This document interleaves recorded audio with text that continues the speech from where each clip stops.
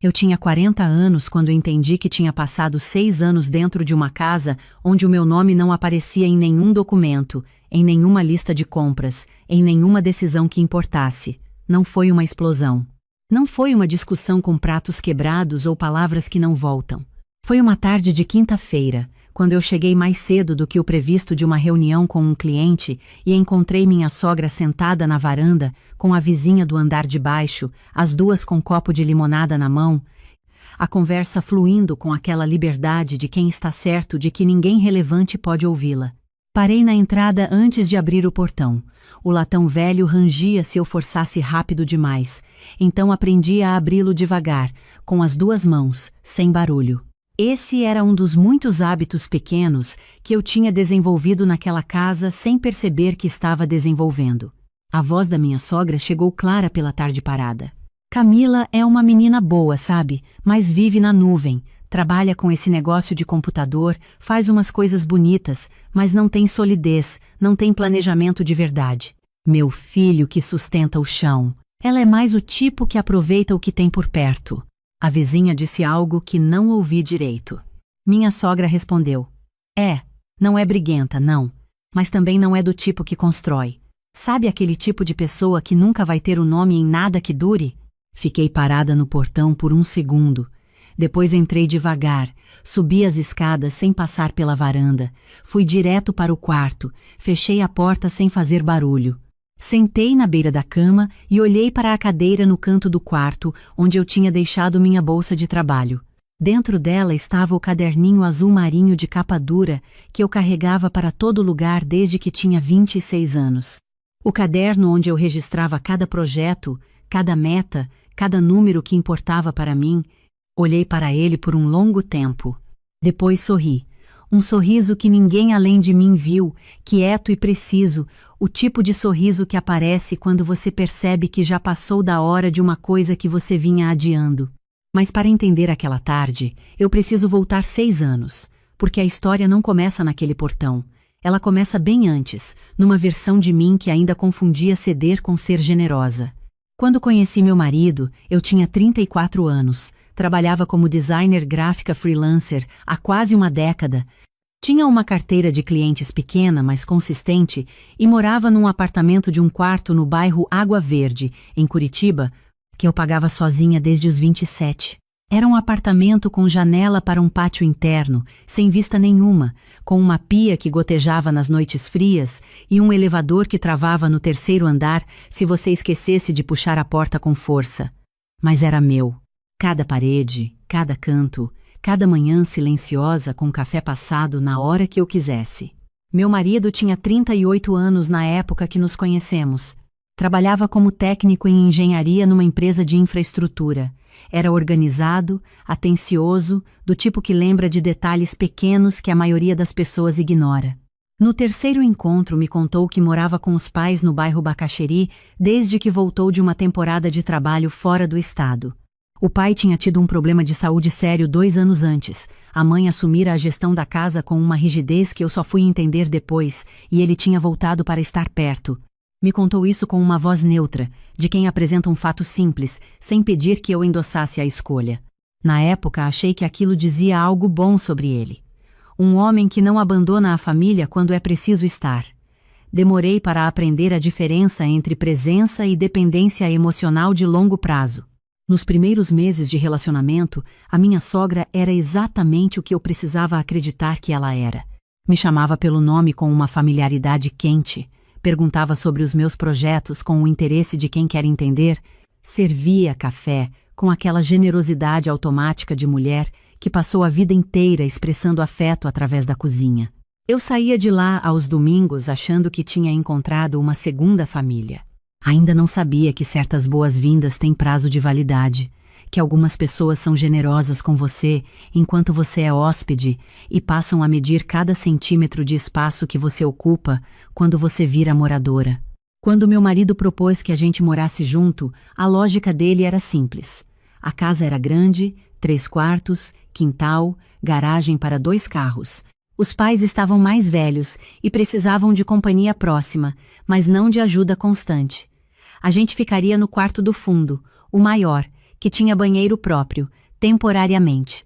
Enquanto organizávamos a vida, juntávamos mais dinheiro, procurávamos um imóvel nosso. Eu ouvi a palavra temporariamente e não perguntei quanto tempo ela durava. Tinha 34 anos, estava apaixonada e tinha aprendido errado que questionar era o mesmo que desconfiar. Me mudei com 4 caixas de livros, 2 monitores de trabalho, meu equipamento de estúdio improvisado que cabia numa mochila grande e o caderninho azul marinho que eu usava para planejar tudo. Casei numa cerimônia pequena, num sítio perto de Colombo, com 30 pessoas que eram de verdade importantes para nós dois. Almoço longo, sem protocolo. Foi um dia bonito. Eu ainda guardo essa memória com cuidado, separada do resto. O quarto era grande como ele tinha dito, mas a decoração era a que estava desde que o quarto havia sido reformado anos antes, com as escolhas de cor da minha sogra, a colcha que ela tinha comprado, as cortinas pesadas num tom de bege que nunca seria o meu. Tinha um escritório improvisado no canto com uma mesa que já estava lá, encostada na parede de um jeito que atrapalhava a janela. Eu perguntei se podia reorganizar os móveis para ter mais luz natural para trabalhar. Minha sogra disse que ia ver, porque a posição da mesa tinha um motivo que ela precisava se lembrar qual era. Nunca se lembrou. A mesa ficou onde estava. Montei meu setup de trabalho num canto do quarto com a luz que tinha. Aprendi a trabalhar de manhã cedo, antes de todo mundo acordar, quando a casa ainda estava quieta e a luz do sol entrava horizontal pela fresta da cortina e pousava exatamente no lado onde eu ficava. Eram as melhores horas. As únicas horas em que aquele quarto parecia completamente meu. A cozinha tinha uma organização que ninguém explicou e que era absoluta. Minha sogra cozinhava no almoço todos os dias e no jantar às terças, quintas e fins de semana. Nos outros dias eu podia usar o fogão, desde que deixasse a bancada do jeito que estava antes. Uma vez, reorganizei os temperos para ter mais espaço perto do fogão enquanto cozinhava, e quando fui usar no dia seguinte, tinham voltado para o lugar original. Não houve conversa sobre isso. As coisas simplesmente voltaram para onde ela entendia que deviam estar. No segundo ano, comecei a trazer trabalho para o fim de semana com mais frequência. Tinha fechado um contrato maior com uma rede de clínicas que precisava de identidade visual completa, o projeto mais robusto que eu tinha tido até então. Trabalhava no quarto com fone, a porta fechada, o caderninho cheio de anotações e cronogramas. Minha sogra bateu na porta numa tarde de sábado para dizer que o almoço estava na mesa. Agradeci e disse que terminaria em 20 minutos. Ela abriu a porta mais um pouco e olhou para a minha mesa de trabalho com uma expressão que eu não soube nomear na época. Disse que ficar trabalhando no quarto no fim de semana não era saudável e que eu precisava sair mais, respirar. Disse isso com uma voz que tinha aquele tom específico de quem está se preocupando com você, mas também está te dizendo o que fazer. Eu fechei o caderno, fui almoçar, voltei depois e terminei o que precisava terminar. Aprendi a não mencionar os projetos na mesa de jantar. Aprendi que quando ela perguntava como ia o trabalho, a resposta esperada era curta, positiva e sem detalhes técnicos. Que quando eu explicava processos de design ou falava sobre prazos, ela ouvia com um sorriso educado que não chegava nos olhos. Meu marido notava às vezes. Me perguntava depois no quarto se eu estava bem. Eu dizia que estava. Não era mentira completa. Eu estava bem o suficiente para continuar. No terceiro ano, o pai do meu marido piorou de saúde. Não gravemente, mas o suficiente para que ele precisasse de mais atenção, mais consultas, mais ajuda com a rotina. A dinâmica da casa mudou. Minha sogra ficou mais tensa, mais presente em todos os cômodos, mais rígida com horários e com a ordem de tudo. A casa passou a funcionar com aquela precisão de quem está controlando o ambiente, porque o mundo de fora está fora de controle. Eu encolhi mais. Comecei a trabalhar mais tarde da noite, depois que todo mundo dormia. Ficava no quarto com a tela brilhando no escuro, fazendo entregas, respondendo clientes, planejando no caderninho com uma lanterna de celular quando não queria acender a luz para não acordar meu marido. Era uma vida que cabia nos espaços que sobravam dos horários de outra pessoa. Numa noite, depois de uma reunião online que tinha ido muito bem, fechei o notebook, abri o caderninho e olhei para os números ali. Tinha uma coluna que eu atualizava todo mês desde que tinha começado a trabalhar sério como freelancer. Receita, despesas, reserva. Desde que eu tinha me mudado para aquela casa, a coluna de despesas tinha encolhido de um jeito significativo. Sem aluguel, sem conta de luz no meu nome, sem condomínio. Contribuía com o mercado, com algumas contas de serviço, mas era uma fração do que eu gastava antes. A reserva tinha crescido. Fiquei olhando para aquela página por um tempo. Depois fechei o caderno e o coloquei na gaveta da mesa de trabalho. Na manhã seguinte, quando fui buscar, o caderno estava em cima da mesa, fora da gaveta. Minha sogra tinha arrumado o quarto enquanto eu estava no banheiro. Não era a primeira vez. Eu tinha pedido uma vez, com cuidado, que ela não mexesse nas coisas da minha mesa de trabalho porque eu tinha um sistema e era fácil perder o fio de projetos em andamento. Ela disse que entendia, que só tinha dado uma organizadinha rápida porque a mesa estava muito cheia. Guardei o caderno na mochila. A partir daquele dia, ele nunca mais ficou na mesa.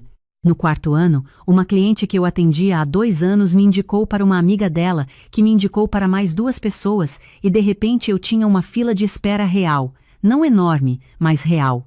Comecei a perceber que o que eu fazia como freelancer tinha chegado num ponto em que precisava de uma estrutura diferente. Eu atendia clientes por videochamada, entregava tudo digitalmente, mas começava a sentir a limitação de trabalhar num quarto com porta fechada, sem um espaço que dissesse o que eu era profissionalmente. Comecei a pensar num estúdio. Algo pequeno, só meu, onde eu pudesse receber clientes presencialmente quando quisesse, trabalhar com mais foco, ter um endereço profissional de verdade. Pesquisei salas comerciais sem urgência. Só curiosidade, eu dizia para mim mesma. Só para entender o mercado. Não contei para meu marido. Sabia que se contasse ele diria que era cedo, que a gente estava juntando dinheiro para outra coisa, que aquilo podia esperar.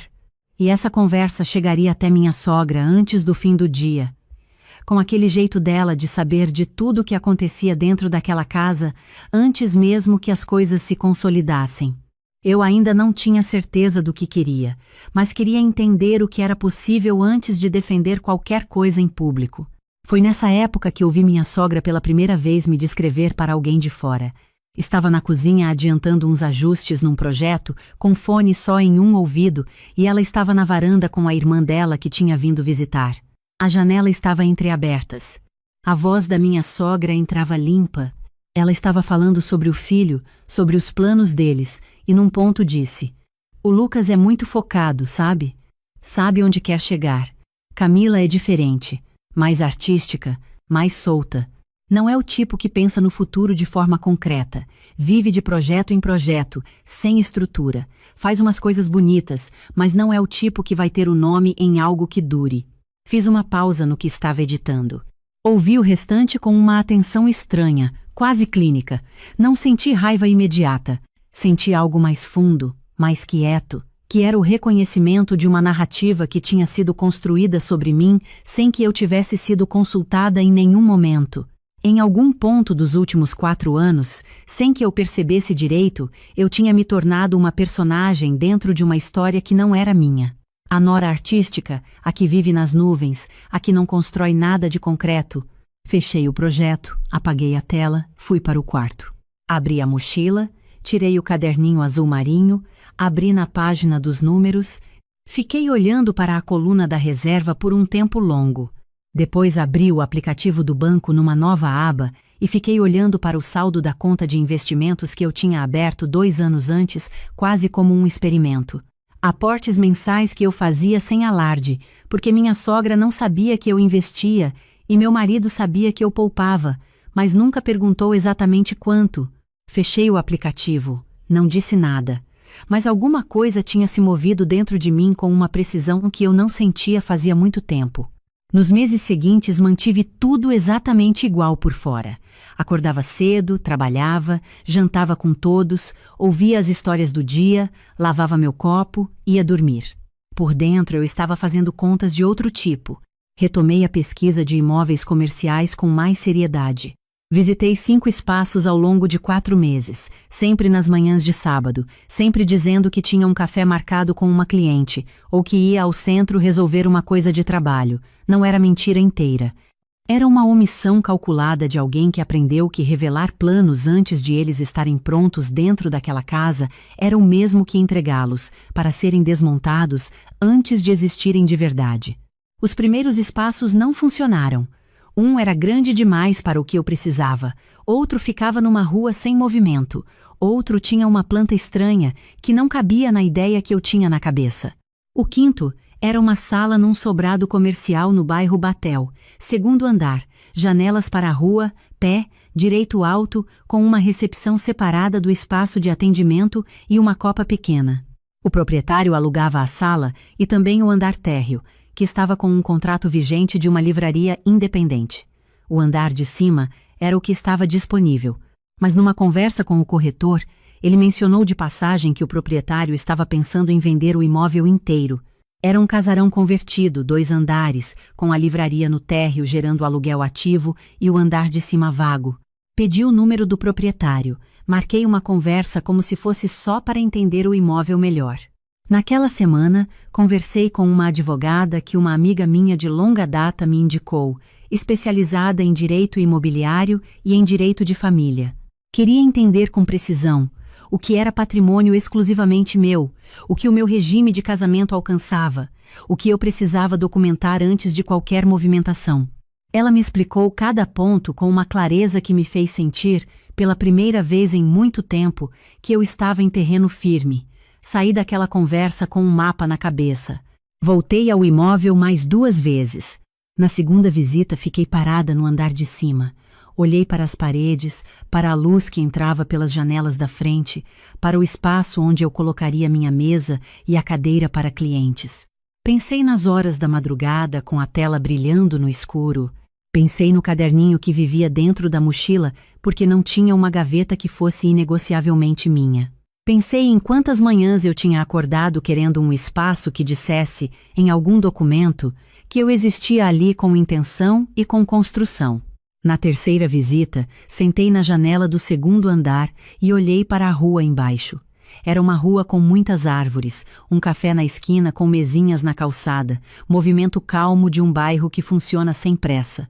Lembrei da voz da minha sogra dizendo que eu não era o tipo que ia ter o nome em algo que durasse. Assinei o contrato de compra numa segunda-feira de manhã no cartório, entre 2 reuniões. Saí de lá, fui ao café da esquina, pedi um carioca e um pão de queijo, sentei do lado de fora. Dentro da bolsa havia um documento dizendo que aquele imóvel estava registrado no meu nome, com a renda do térreo cobrindo boa parte das despesas e o andar de cima esperando que eu decidisse exatamente o que fazer com ele. Tomei o café com calma. Depois voltei para o meu dia normal. Contratei uma empresa pequena de reforma para o andar de cima. Pintura nova em branco, iluminação revisada, um balcão de recepção simples de madeira clara, estantes embutidas para os livros de referência que eu tinha acumulado ao longo de anos, uma poltrona de atendimento, plantas nas janelas. A obra durou 6 semanas. Eu passava lá nas tardes de quarta-feira, entre uma entrega e outra, para acompanhar o andamento. Numa quarta-feira, entrei no espaço depois que a pintura do lado de cima estava finalizada. As paredes brancas, a luz da tarde entrando pelas janelas e cortando o chão de madeira em faixas longas e douradas. Fiquei parada no meio da sala. Olhei para onde iria minha mesa. Olhei para as prateleiras ainda vazias. Olhei para as janelas abertas para a rua arborizada. E entendi no corpo inteiro que era a primeira vez, em toda a minha vida adulta, que um lugar inteiro era meu sem nenhuma ressalva, sem temporariamente, sem enquanto a gente organiza. Sem desde que você não mexa no que já está. Saí de lá com os olhos marejados, não de tristeza, de reconhecimento, de algo parecido com alívio, mas mais sólido. Voltei para a casa no Bacaxeri, jantei com os 3, ouvi meu sogro contar sobre uma consulta médica, ouvi minha sogra planejar em voz alta o cardápio da semana. Lavei meu copo, fui dormir com a certeza quieta de quem já sabe o que vem depois. Nas semanas seguintes comecei a retirar minhas coisas com discrição.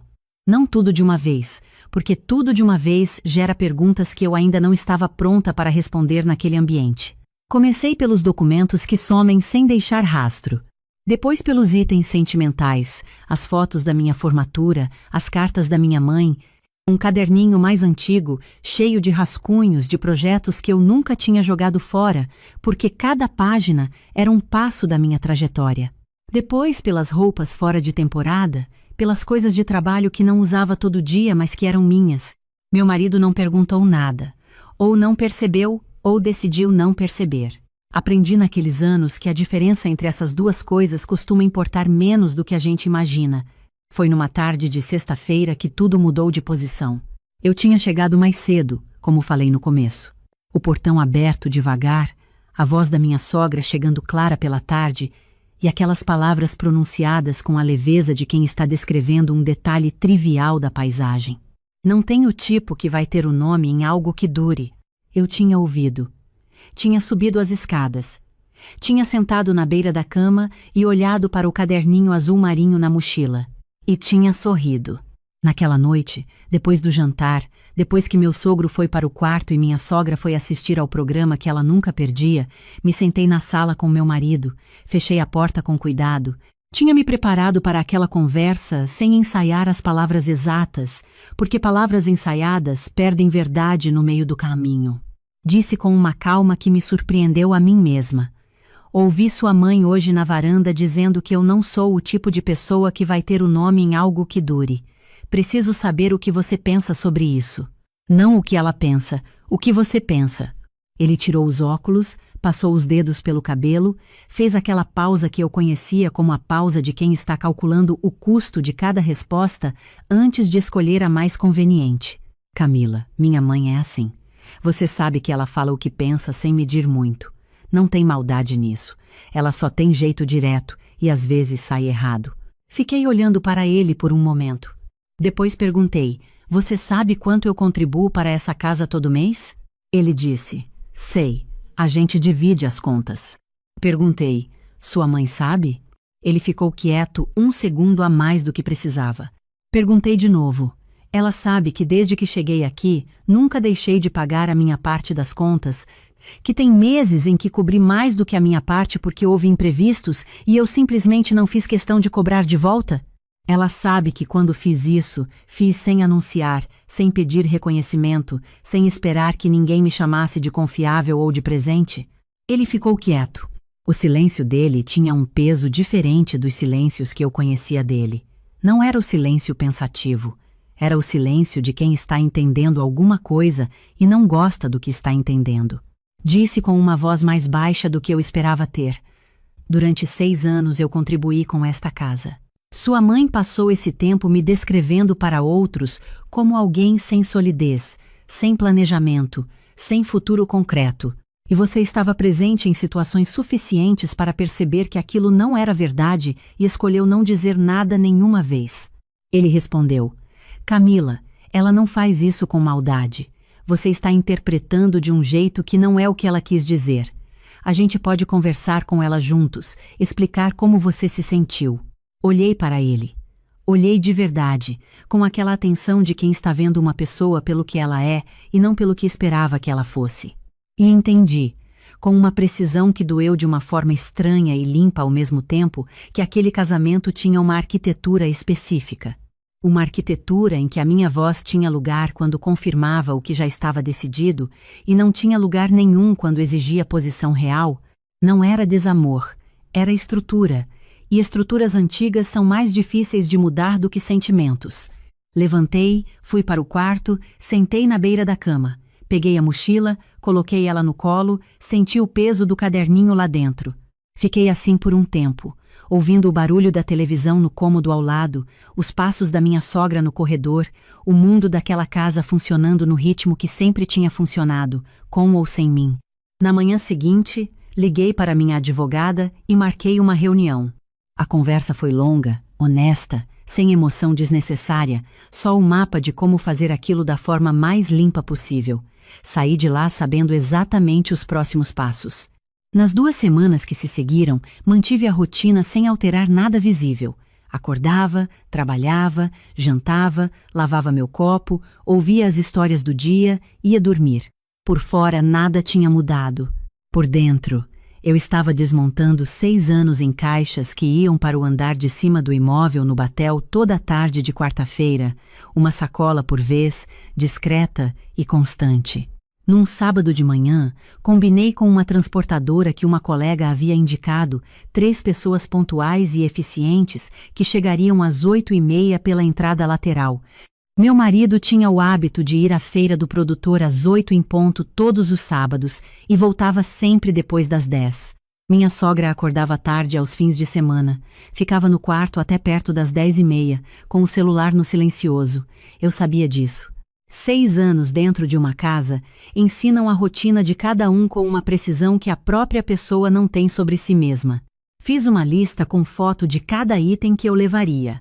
Os móveis que eu tinha comprado com dinheiro meu e que tinham nota fiscal no meu nome, o notebook profissional, os 2 monitores do setup de trabalho, a mesa de luz, os livros que eu tinha adquirido ao longo de 6 anos, a estante pequena que eu mesma tinha montado no 2º ano num domingo de chuva, usando instruções que baixei da internet e mais teimosia do que habilidade, o caderninho azul marinho, e um vaso de cerâmica azul com uma samambaia que eu cultivava desde o apartamento do Água Verde, que minha sogra tinha colocado no corredor logo que eu trouxe para o quarto, dizendo que ficava melhor com mais circulação de ar.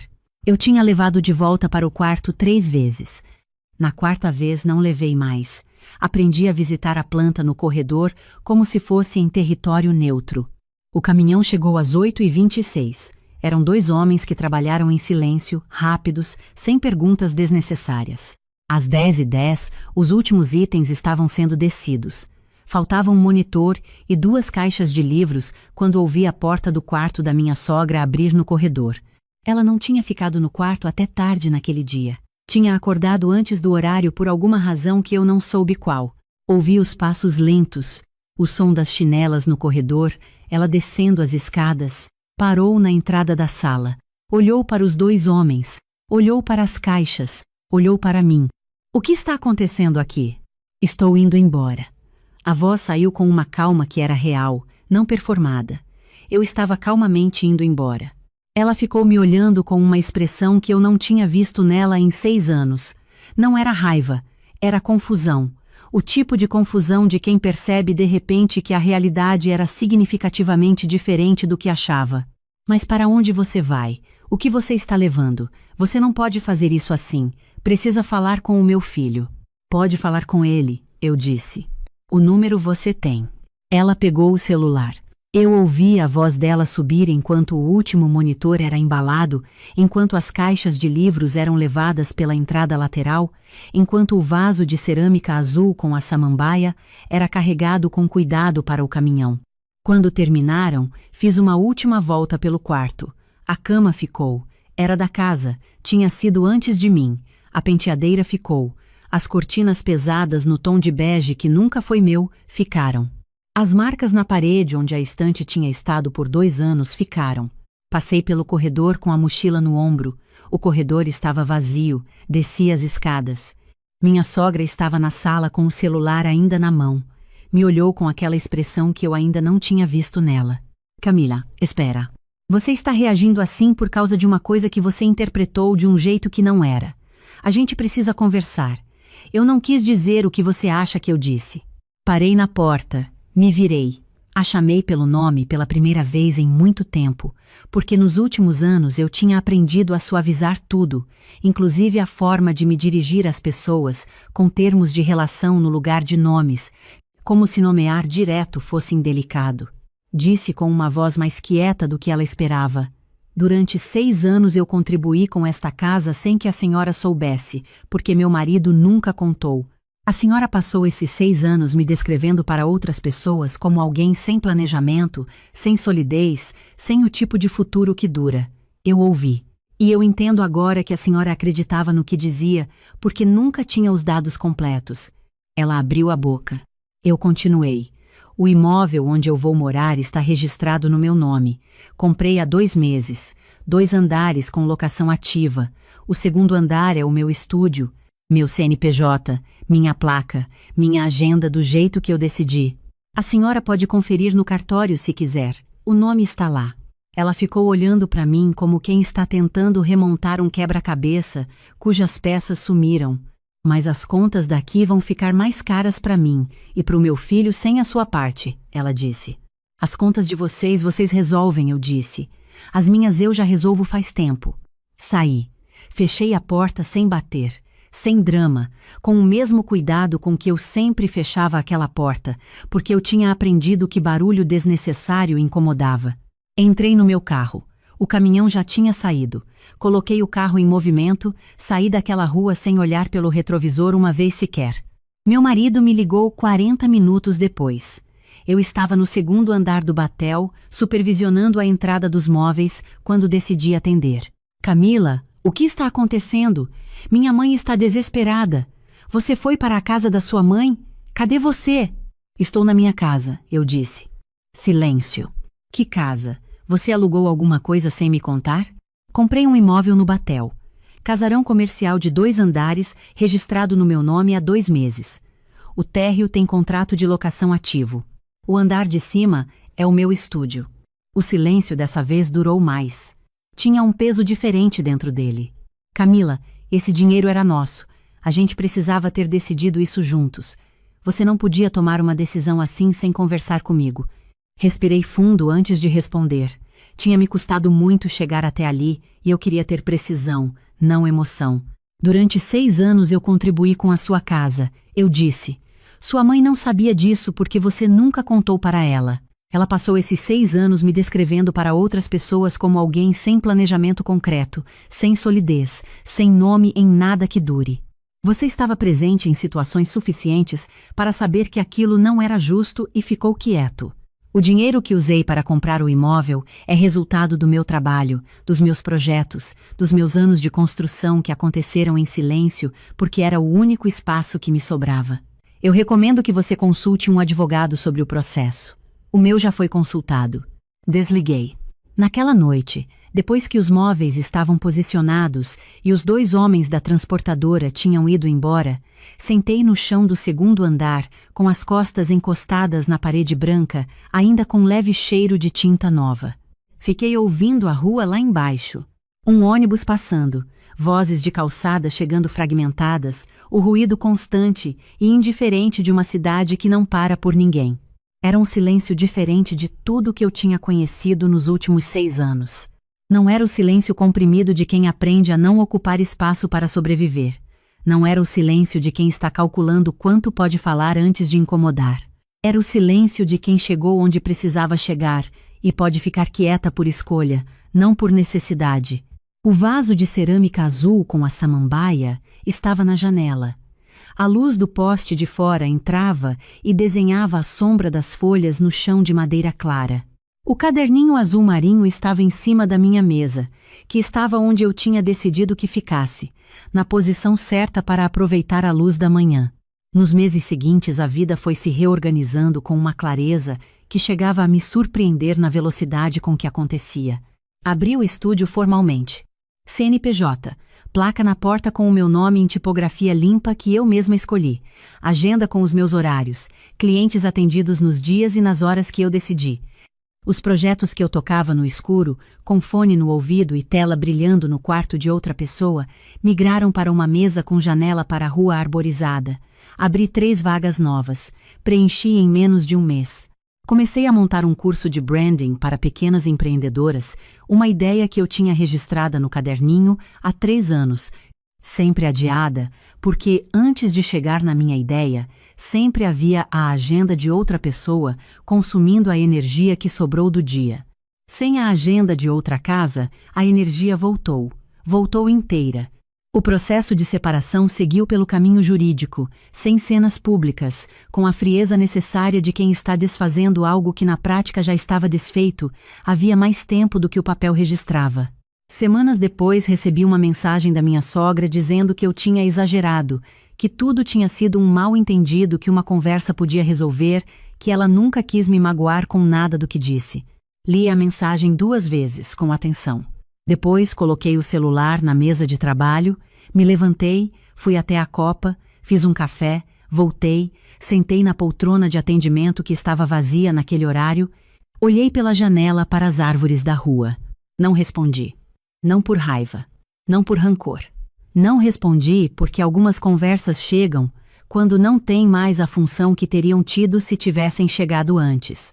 E porque eu não tinha mais nada a esclarecer para quem, em 6 anos, nunca se perguntou o que eu estava construindo em silêncio. O que ficou daquele período, o que eu carrego não como ferida, mas como clareza, é algo que cabe numa frase, mas que me custou 6 anos entender completamente. Independência financeira não é desconfiança, não é frieza, não é falta de amor pelo outro. É a diferença entre ter um lugar de onde falar e ser apenas uma presença tolerada dentro da fala de outra pessoa. Entre contribuir para um espaço e pertencer a ele de verdade. Entre ter o nome em algum documento que importe e ser descrita para desconhecidos como alguém que usa o que tiver por não ter nada de próprio. Passei 6 anos numa casa onde o meu nome não aparecia em nada, onde a minha contribuição era invisível para quem mais importava, onde eu era descrita como alguém sem planejamento concreto, sem solidez, sem o tipo de construção que dura. Fiquei por razões que entendo agora com mais compaixão do que julgamento. Amava meu marido de verdade. Acreditei por tempo demais que o amor resolvia a arquitetura.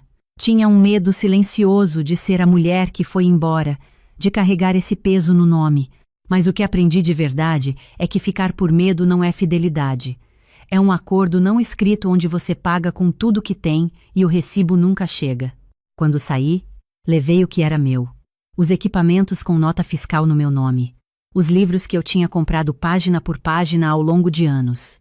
A estante que eu montei sozinha num domingo chuvoso com instruções da internet e muita teimosia. O caderninho azul marinho que viajou dentro da mochila por 6 anos porque não havia uma gaveta inegociavelmente minha. E o vaso de cerâmica azul com a samambaia que agora fica na janela do 2º andar onde entra sol da tarde inteira, exatamente onde eu decidi que ela ficasse, sem que ninguém a mova.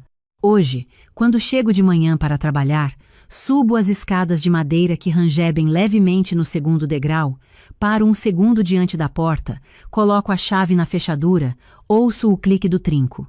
Fico um segundo assim, com a mão na maçaneta, antes de entrar. Virou um ritual sem que eu planejasse que virasse.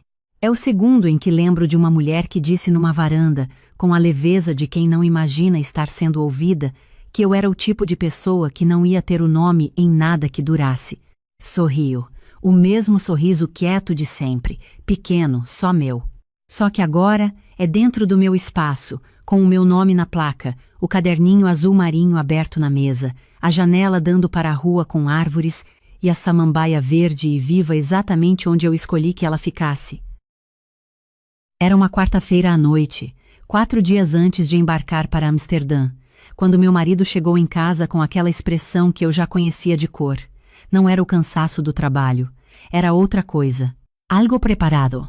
Eu estava sentada na mesa da sala, com um notebook aberto e 3 rolos de planta espalhados ao redor, revisando pela última vez os cálculos estruturais da ponte sobre o canal Westerdock. 18 meses de projeto. Reuniões em 6 países.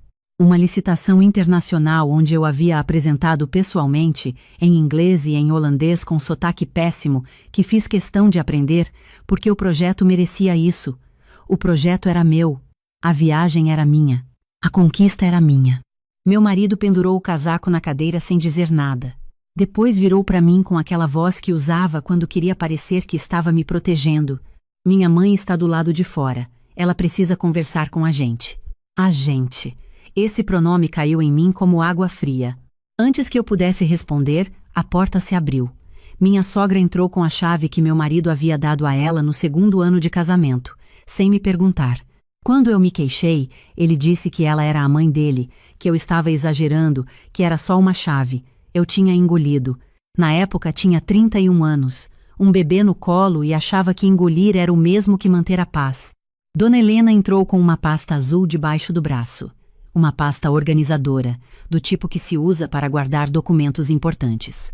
Ela se sentou na poltrona ao lado da televisão, a mesma que ela chamava de a minha toda vez que vinha, como se a sala fosse uma extensão da casa dela. Beatriz, filha, podemos conversar como família? Ela me chamava de filha quando queria alguma coisa. Fechei o notebook, olhei para meu marido. Ele estava de pé perto da janela, de costas para mim, fingindo olhar para a rua. O mesmo homem que 2 anos atrás havia chorado junto comigo quando o resultado da licitação chegou por e-mail às 11 da noite. O mesmo que disse que eu merecia, que estava orgulhoso, que não acreditava que a mulher dele havia vencido uma concorrência europeia. Esse mesmo homem estava agora de costas, sem conseguir me olhar nos olhos. O que, Dona Helena? Ela abriu a pasta, retirou um documento impresso em papel grosso, organizado em parágrafos com margem, como se alguém tivesse formatado com cuidado, e colocou na mesa na minha frente. Eu li o cabeçalho. Posicionamento familiar sobre a situação de Beatriz. Posicionamento familiar. Levei um segundo para entender o que estava lendo. Não era carta, não era bilhete, era um documento com 4 parágrafos e 6 assinaturas. Meu marido assinou. A sogra assinou com letra grande e redonda. O cunhado Bruno, que eu mal conhecia. A cunhada Patrícia, que uma vez me disse que eu era um exemplo de mulher. O tio de meu marido, seu Norberto, que aparecia no Natal e no aniversário dele, e uma prima chamada Celeste que eu havia visto 3 vezes na vida. Todos assinaram. O documento dizia que a mudança para Amsterdã representava um risco para a estabilidade emocional dos filhos, que meu marido havia demonstrado sinais de sofrimento com minhas ausências frequentes, que como família eles entendiam que a decisão mais madura seria delegar a execução presencial do projeto a outro profissional da minha equipe, preservando minha autoria intelectual, mas priorizando a presença no lar. Preservando minha autoria intelectual. Eles haviam escrito isso como se estivessem me fazendo um favor. Me levantei devagar. Fui à cozinha, peguei um copo e bebi água. Precisava de 10 segundos para não dizer em voz alta o que estava pensando. Quando voltei, minha sogra segurava a pasta no colo com as 2 mãos, com uma expressão de quem havia acabado de entregar uma solução. Marcos. Elle se virou. Você assinou isso? Ele abriu a boca. Fechou. Depois disse: B, você vai ficar quase 1 ano fora. Júlia está na fase mais difícil, está com 14 anos, ela precisa de você em casa. Gabriel vai prestar vestibular ano que vem. Gabriel tem 17 anos, Marcos. Ele não é um bebê. Não é sobre isso, minha sogra adiantou antes que ele pudesse responder. É sobre escolha, Beatriz. Sobre o que uma mãe coloca em primeiro lugar. Eu olhei para ela. Olhei para aquela mulher que havia entrado na minha casa com uma chave que eu nunca dei, com um documento que eu nunca pedi, com assinaturas de pessoas que mal me conheciam, e me disse o que uma mãe coloca em primeiro lugar. Eu construí esse projeto durante 18 meses, Dona Helena. Passei fins de semana inteiros aqui nessa mesa, enquanto meu marido dormia. Mandei minha filha para a casa da minha mãe em 4 finais de semana seguidos, porque precisava de silêncio para trabalhar. E agora a senhora vem aqui com um documento assinado pela prima Celeste me dizer o que colocar em primeiro lugar? Ela cruzou os braços. Você está sendo agressiva. Estou sendo precisa. São coisas diferentes. Marcos me disse que você anda muito difícil em casa, que está estressada, que não conversa direito com ele. Olhei para meu marido. Você disse isso para ela? Ele abriu a boca de novo. O mesmo gesto, a mesma pausa. Eu disse que você estava estressada com o projeto e que às vezes você ficava intensa. E ela transformou isso em um documento de 4 parágrafos com 6 assinaturas. Ele não respondeu. Peguei o documento, dobrei com cuidado, coloquei de volta dentro da pasta e devolvi para minha sogra. Ouvi tudo. Vou pensar. Podem ir. Dona Helena relaxou os ombros. Sorriu com aquele sorriso de quem acredita que convenceu. Eu sabia que você ia entender. No fundo, você é uma mulher sensata, Beatriz. A família sempre vem primeiro. Boa noite, Dona Helena. Eles foram. Meu marido saiu atrás da mãe dele sem olhar para mim, sem ficar, sem dizer uma palavra a mais. A porta se fechou. Fiquei parada na sala por uns 5 minutos, olhando para o notebook fechado, para os rolos de planta, para o copo de água que havia deixado na mesinha. Então peguei o celular e liguei para minha amiga Renata. Ela atendeu no segundo toque, porque era Renata, e ela sempre atendia quando eu ligava à noite. A gente se conhecia desde os 22 anos, desde a faculdade de engenharia, quando a gente era as 2 únicas mulheres da turma que não abaixavam a cabeça nas aulas do professor Meirelles. Ana, o que foi? Renata, você ainda tem o contato da advogada que fez seu divórcio? Silêncio longo. Beatriz, preciso do nome do escritório. Ela respirou fundo. Você tem certeza do que está fazendo? Não é por causa do documento. Não é nem pela viagem. É porque faz 13 anos que eu me sinto hóspede na minha própria vida. 13 anos pedindo licença para ter ambição. 13 anos competindo com uma sogra que trata o filho dela como propriedade e um marido que nunca, uma única vez, ficou do meu lado quando a mãe dele chegou. Renata ficou quieta alguns segundos. Depois disse: o escritório é Fonseca e Avelar. A advogada se chama Doutora Flávia Torres. Te mando o número agora. Obrigada. Você vai para Amsterdã? Vou. E vai ser incrível. Desliguei. Recebi o número, salvei o contato, abri o notebook e continuei revisando os cálculos estruturais da ponte meia-noite, porque eu ainda tinha trabalho a fazer e o projeto não esperava por ninguém. Na manhã seguinte, acordei antes de todo mundo. Preparei café, sentei na varanda e escrevi uma lista em branco no caderno que eu usava para rascunhos.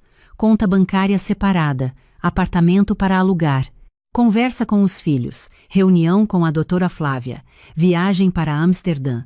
Não tinha ordem de prioridade, tudo era urgente. Quando meu marido desceu as escadas, eu estava terminando o café. Ele trouxe pão de queijo da padaria da esquina, o mesmo que eu gostava, desde que a gente tinha se mudado para aquele bairro. Às vezes ele ainda fazia esse tipo de coisa. Pequenos gestos de um homem que me confundiam por uma fração de segundo, me fazendo esquecer por um instante que um homem bom e um marido presente são coisas muito diferentes. Marcos, senta. Ele sentou com um meio sorriso no rosto.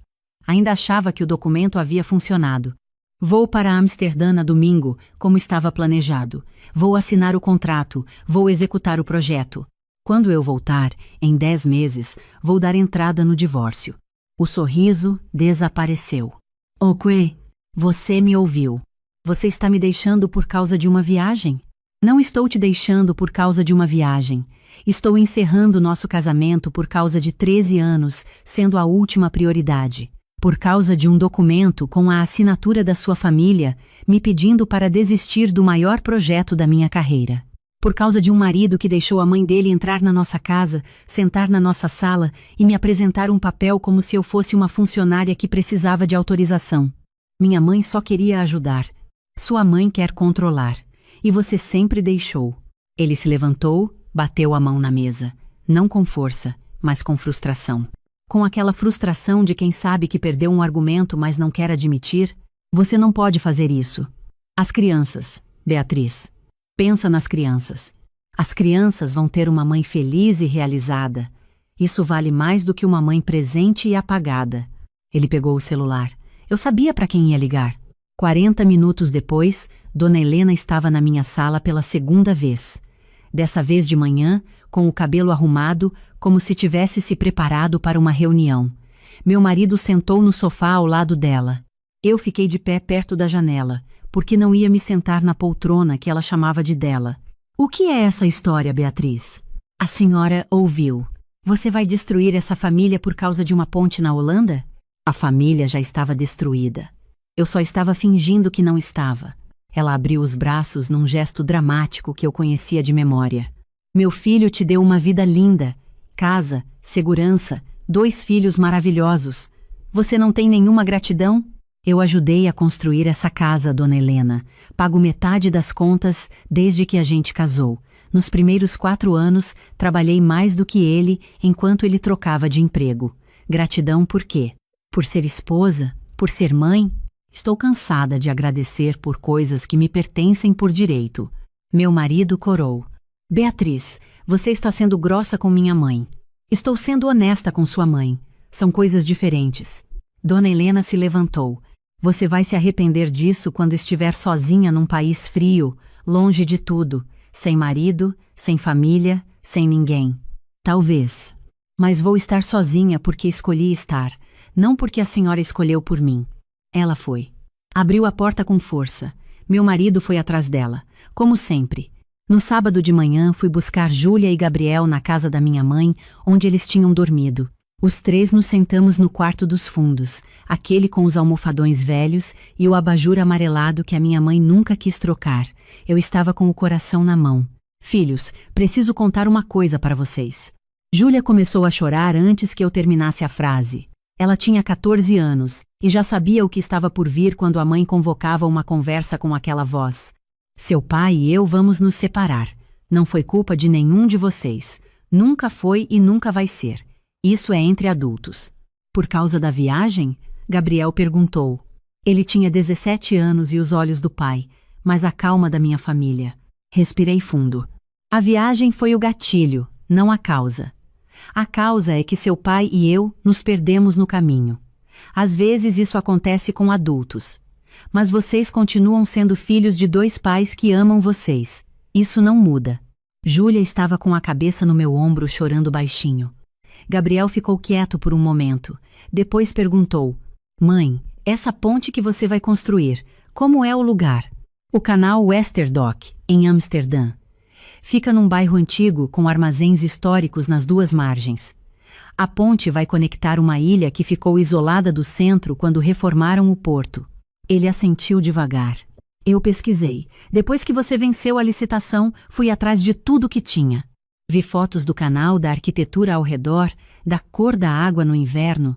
Não sabia disso. Você vai ficar incrível lá, mãe. Já é incrível aqui, mas vai ser incrível lá também. Chorei. Não foi o choro de quem está se quebrando. Foi o choro de quem carregou peso demais por tempo demais e finalmente podia largar. Fiquei ali com os dois, sentindo o cheiro do cabelo deles, ouvindo a chuva que começou lá fora.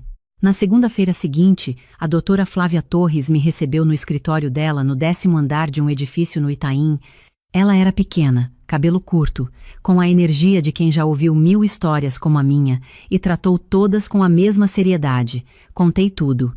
O documento, as assinaturas, os 13 anos, o marido que nunca ficou do meu lado quando a mãe dele chegou. Ela anotou.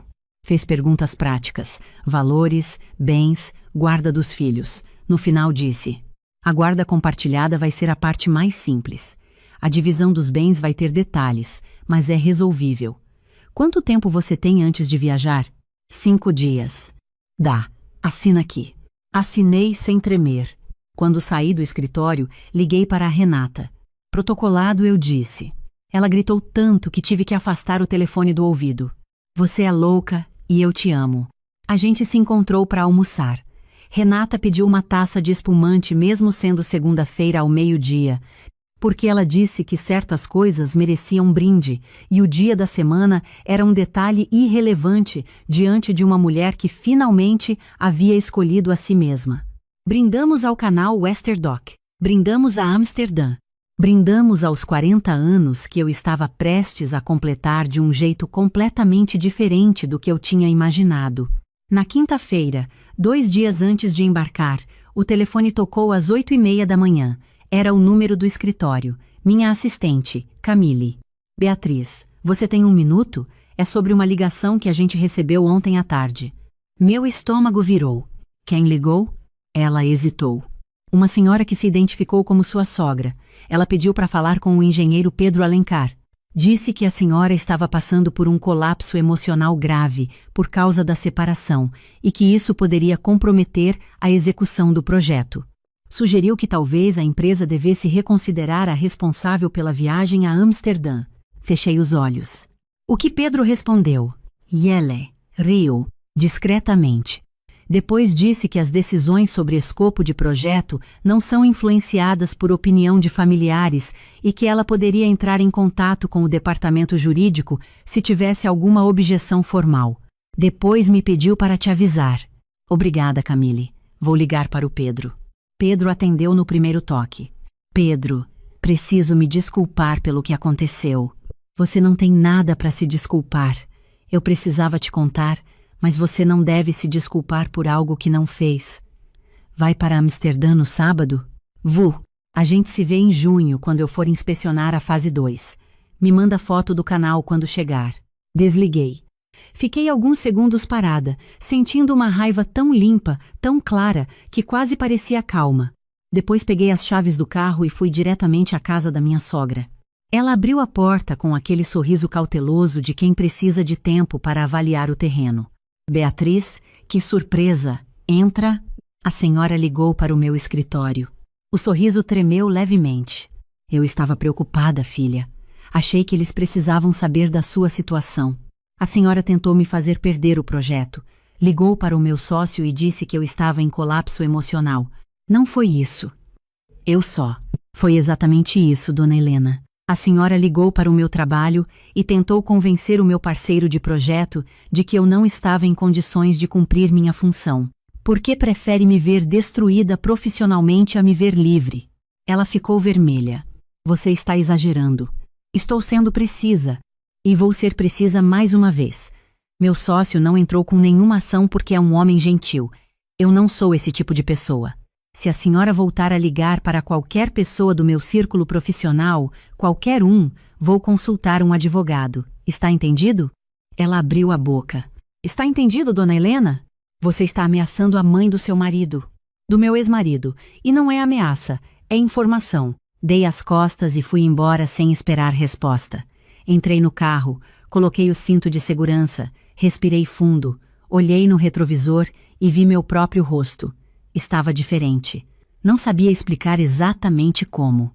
Era o mesmo de sempre, mas havia algo que não estava mais lá. Algo que eu havia carregado por 13 anos e que, sem perceber, havia deixado para trás naquela calçada. No sábado de manhã, o aeroporto estava cheio como sempre. Renata veio me deixar. Gabriel e Júlia insistiram em vir, os dois com cara de sono às 6 da manhã, mas irredutíveis. Júlia me abraçou forte na frente do portão de embarque e ficou quieta por um tempo. Depois disse: Mãe, quando a ponte ficar pronta, a gente pode ir a Amsterdã ver? Podem. Você reserva um hotel com vista para o canal? Prometo. Gabriel estava com as mãos nos bolsos, tentando parecer desligado do jeito que adolescente de 17 anos tenta parecer. Mas quando fui me despedir dele, ele me abraçou com aquele abraço que já era maior do que eu, mas que ainda apoiava a cabeça no meu ombro. Mãe, eu recortei a matéria do jornal que saiu quando você ganhou a licitação. Colei no meu caderno de matemática, do lado do rascunho de cálculo que você me ensinou quando eu tinha 9 anos. Voltei a chorar. Renata me deu um lenço. Vai, ela disse. O mundo está esperando. Amsterdã me recebeu com frio seco e um céu cinza que tinha uma qualidade de luz que eu nunca havia visto antes. No aeroporto, o ar cheirava diferente. A cidade era mais quieta do que eu esperava, mais ordenada, com aquela sensação de lugar que funciona, porque as pessoas decidem que vai funcionar. O apartamento que o escritório havia alugado era compacto, com janelas altas e vista para um pátio com tijolos antigos e uma bicicleta laranja encostada na parede. Larguei a mala no chão, abri o notebook, mandei mensagem para os filhos dizendo que tinha chegado e fui dormir. No dia seguinte, fui ao canal Westerdock. Fiquei parada na margem, no ponto exato onde a ponte ia nascer, e olhei para a água. O canal era largo, quieto, com reflexos das fachadas holandesas se movendo devagar na superfície. As margaritas estavam florindo numa faixa de terra do lado oposto. Uma garça parou na pedra à minha frente e ficou tão imóvel que parecia desenhada. Tirei uma foto e mandei para Pedro. Ele respondeu com um emoji de capacete. Mandei outra para Gabriel e Júlia. Júlia respondeu com 6 corações. Gabriel respondeu: incrível. Mandei uma última para Renata, que estava dormindo porque eram 4 da manhã no Brasil, mas ela respondeu do mesmo jeito: você conseguiu. Assinei o contrato na tarde daquela segunda-feira. Era uma sala com janelas do chão ao teto e representantes da prefeitura de Amsterdã do outro lado de uma mesa comprida. Minha mão não tremeu, nem por um segundo. As semanas seguintes foram intensas. Reuniões, visitas à obra, ajustes de projeto, conversas com a empresa de construção local que tinha uma forma de trabalhar diferente da que eu estava acostumada e que me obrigou a reaprender algumas coisas que eu achava que já sabia. Dormi pouco, trabalhei muito, mas era um tipo de cansaço diferente de tudo que eu havia sentido antes. Era o cansaço de quem está exatamente onde precisa estar. Meu marido tentou me ligar 4 vezes na primeira semana. Não atendi. Mandei mensagem dizendo que qualquer comunicação sobre os filhos deveria ser por escrito e que questões do processo iam direto para Adrum Flávia. Ele respondeu: tudo bem. Me surpreendeu. Talvez ele também tivesse sentido algum alívio. Dona Helena mandou mensagem uma vez. Disse que havia rezado por mim e que esperava que eu me arrependesse enquanto havia tempo. Bloqueei o número. Júlia e Gabriel ligavam toda noite às 9, horário de Amsterdã. A gente ficava na chamada por 40 minutos, às vezes 1 hora. Júlia me contava sobre a escola, sobre o grupo de dança que havia entrado, sobre o gato que ela queria que eu deixasse adotar quando eu voltasse. Gabriel me mostrava os projetos que estava fazendo nas aulas de física, me fazia perguntas técnicas sobre a estrutura da ponte, sobre tensão em cabos, sobre como eu havia calculado a carga do tráfego. Uma noite ele perguntou: mãe, você sofreu muito para chegar onde você está? Pensei antes de responder. Sofri, mas grande parte do sofrimento era desnecessário. Era eu que acreditava que precisava pedir permissão para ser quem eu era. E se alguém pede para você ser menos? Se você não tiver cuidado, deixa. Ele ficou quieto. Depois disse: mãe, eu acho que você devia ter ido antes. Dei uma daquelas risadas que saem sem avisar. Você está certo, filho. Em março, 5 meses depois de chegar, Pedro me ligou dizendo que uma universidade de Amsterdã queria que eu desse uma palestra sobre o processo criativo do projeto para alunos do último ano de engenharia civil. 100 e poucos estudantes. Aceitei. Preparei a apresentação numa tarde de domingo com chuva e um chá de maçã com canela que eu havia descoberto num mercadinho perto de casa. Não era uma palestra técnica. Ou melhor, era técnica, mas não era só sobre números. Era sobre o momento em que você decide não desistir, sobre onde você coloca o seu nome. No dia da palestra, a sala estava cheia antes de eu entrar. Na primeira fileira tinha uma menina com cabelo preso que ficou com a caneta na mão o tempo todo. No fundo, 3 rapazes com aquela expressão de quem não queria estar ali, mas acabaram prestando atenção. Falei por 45 minutos. Mostrei os rascunhos originais do projeto, os primeiros feitos à mão numa madrugada, quando a ideia de usar cabos inclinados em vez de pilares centrais surgiu enquanto eu tomava café fria e olhava para uma foto do canal. Mostrei as versões que foram rejeitadas, apontei os erros, expliquei o que aprendi com cada um. No final, a menina da primeira fileira levantou a mão. E quando a família não apoia? Quando acham que você está exagerando? Olhei para ela e vi todas as versões de mim mesma que já fui. A jovem de 23 anos que entrou na faculdade acreditando que ia mudar o mundo. A mulher de 30 que começou a se encolher para caber no espaço que os outros deixavam para ela. Quando as pessoas que você ama não te apoiam, dói, eu disse. Mas há uma diferença importante entre não apoiar e sabotar. A falta de apoio pode vir do medo deles, da insegurança, da falta de referência. O sabotador é uma escolha. E quando alguém escolhe te sabotar, essa pessoa está dizendo algo sobre ela, não sobre você, nem sobre o seu projeto. A menina anotou. Outras pessoas também anotaram. Quem te ama de verdade celebra quando você brilha. Não te pede para apagar a luz porque está ofuscando a dela. Depois da palestra, 3 alunas me abordaram para perguntar sobre estágio no meu escritório. Anotei os nomes e os contatos. Ao sair, a menina da primeira fileira me esperou no corredor. Obrigada, ela disse. Minha mãe quer que eu volte para o interior depois de formada. Diz que lugar de engenheira é perto de casa. Fiquei quieta 1 segundo. Depois disse: manda para mim uma proposta de projeto bem feita. Tenho um escritório no Brasil que vai precisar de estagiários em setembro. Ela ficou olhando para mim com os olhos arregalados. De verdade? De verdade. Talento não tem endereço. Mas a engenharia precisa de espaço para construir. E você também precisa. Voltei para casa caminhando pela margem do canal com o vento de Amsterdã no rosto. Liguei para Renata. Contei a palestra. A menina da primeira fileira. A proposta de estágio. Renata ficou quieta um momento e depois disse: você está diferente. Estou. É uma coisa boa. É a melhor coisa. Em abril, recebi um e-mail de meu marido. Não era sobre os filhos, nem sobre o processo. Era curto, 3 parágrafos.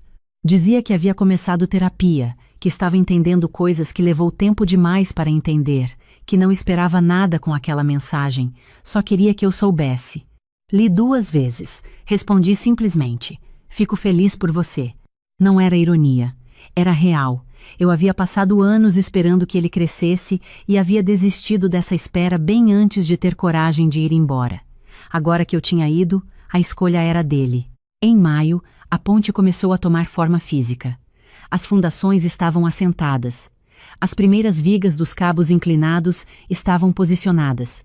Fui à obra com o capacete branco que o responsável local me dera no primeiro dia e fiquei no meio do canteiro, olhando para o esqueleto de concreto e aço, que ainda não era nada, mas já era tudo. Tirei uma foto e mandei para os 2, sem legenda. Gabriel respondeu: quando ficar pronto, posso colocar meu nome nos agradecimentos? Júlia respondeu: posso escolher qual parte vai ser minha? Ri alto no meio da obra. O responsável local me olhou com uma expressão confusa. Não precisava explicar. No final de junho, faltando 3 semanas para voltar ao Brasil, recebi uma ligação de meu marido. Posso ligar? Pode.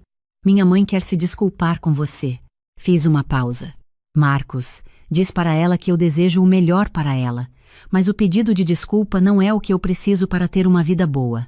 Ela pode se arrepender do documento, pode se arrepender de ter ligado para o meu escritório, mas a minha vida não depende do arrependimento dela para ser boa. Ele ficou quieto. Eu não fui um bom marido, Beatriz. Você foi o marido que sabia ser. Esse marido não foi suficiente para mim, mas isso não faz de você uma pessoa ruim. Só quer dizer que a gente não era certo um para o outro. Você está bem? Olhei pela janela do apartamento. A chuva havia parado. Havia uma luz dourada caindo sobre os tijolos do pátio e a bicicleta laranja, que continuava encostada na parede depois de todos esses meses. Estou melhor do que fiquei em muito tempo, Marcos. Ele não respondeu imediatamente. Depois disse: fico feliz e sinto muito por ter demorado tanto para entender o que estava errado. Aproveita o tempo que você tem agora. Desliguei. Fiquei sentada um momento, esperando sentir alguma coisa pesada. Não senti. Era leve. A leveza de quem fechou um capítulo de verdade. Voltei ao Brasil em julho com 2 malas, uma pasta cheia de rascunhos que havia feito aos finais de semana nas margens do canal e um bronzeado de quem passou meses num país com luz diferente. Gabriel e Júlia estavam no aeroporto com minha mãe. Os 3 com um cartaz escrito à mão que dizia "Chegou a engenheira", com um desenho torto de uma ponte que supostamente era o Westerdock. Júlia correu e se jogou em mim. Gabriel tentou ficar desligado, mas não conseguiu. Fiquei ali abraçada nos 2 por um tempo que não precisei contar. Vocês fizeram isso sozinhos? Júlia fez, Gabriel disse. Eu só dei a ideia da ponte.